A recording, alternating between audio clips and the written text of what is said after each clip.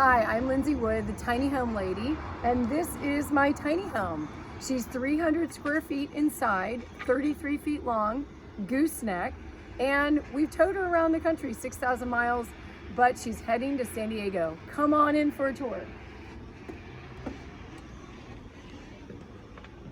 So inside, what makes this so big and welcoming is the really tall ceilings. We have 11-foot ceilings.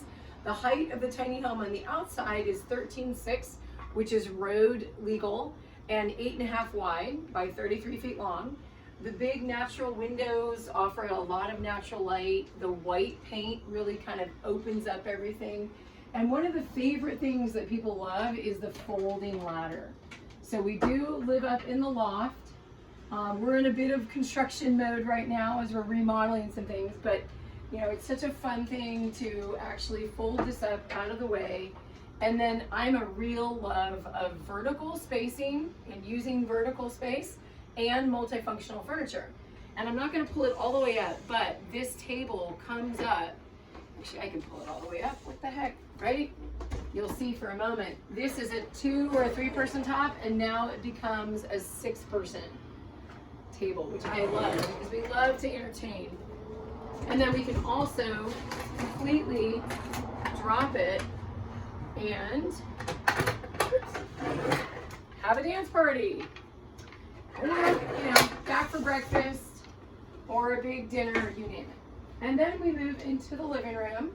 This is where we have the beautiful, fun purple couch. We were able to fit a full-size couch. We really take our relaxed time seriously. And this is a project that is under construction. My husband is going to have his own closet. After we lived in it for a year, you really learn how you live in your tiny home. And because I'm up there in the office and oftentimes on the Zoom, he doesn't want to bug me to get his clothes, and that's where our closet is. So now he's going to have a hanging bar here and pull-out drawers. He's more of a minimalist than I am with his stuff. And then he'll have his desk here and bookshelves up there, and then our screen in the middle for his daytime office stuff and our nighttime entertainment. We do not have an oven. We have a toaster oven, which I really love. We don't need really big things that we cook. And then we mostly use the 4-burner stove. He's the chef in the house, so he does a lot of, stir fry and veggie stuff, which is really great.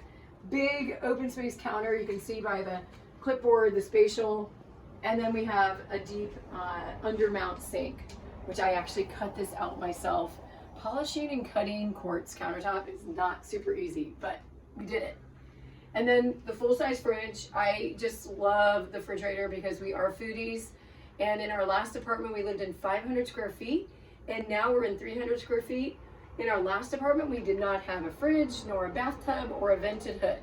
And in this tiny home, 200 square feet less, we have it all. So it is possible to, decrease the size and increase the luxury. And then, of course, the bathroom. Love it because this is where I take baths. I love baths, and I felt like it was so important to keep that. We have a raindrop shower, nozzle. It even has a steamer in it.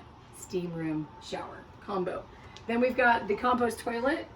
Well, it's called a compost toilet. It's really a urine diverter. Liquids in the front, solids in the back.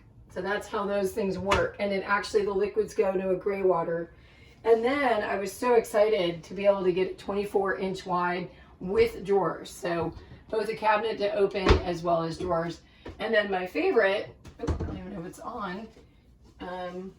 That's weird. This usually goes on. Oh, there it is. Okay, so the LED lit mirror allows me to put on makeup with a wonderful versus top-down lighting, which creates shadows for us ladies that are older with more wrinkles.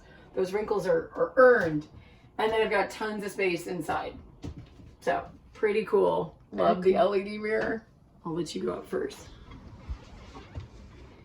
And then up into the gooseneck. So the gooseneck, usually it's commonly found with horse trailers, goes up and over the truck and mounts onto the ball.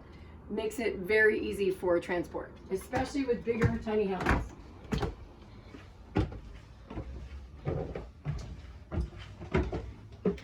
Welcome to my office. This has been transformed. We used to have a Murphy bed here, and we realized we were never using it because we love the loft.